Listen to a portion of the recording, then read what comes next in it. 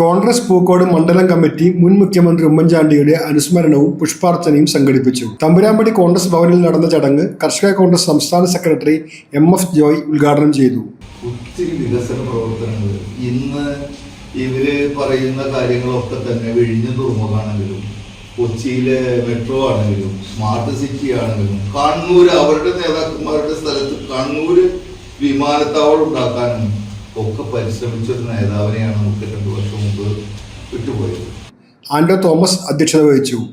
ഒട്ടേറെ സാമ്പത്തിക സഹായവും BPL കാർഡ് ഉൾപ്പെടെ മാറ്റുന്നതിലൊക്കെ വലിയ സഹായവും പങ്കുവഹിച്ച വ്യക്തിയാണ്. TA ഷാജി, റെജീന അസീസ്, CM അഷ്റഫ്, സാബു ചൊവ്വല്ലൂർ, ബഷീർ പൂക്കോട്, ജോൺസൺ ചൊവ്വല്ലൂർ, ബഷീർ ഹാജി എന്നിവർ സംസാരിച്ചു. രാജേഷ് ജാക്ക് സ്വാഗതവും തോംസൺ ചൊവ്വല്ലൂർ നന്ദിയും പറഞ്ഞു.